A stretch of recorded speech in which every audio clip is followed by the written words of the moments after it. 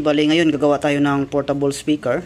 So yan, nabutasan na natin gamit itong ating mga tools. So ito yung ginamit nating pambutas sa detress na speaker. So yung pangbutas natin dito sa square na to ay yung ating DIY na bench table saw.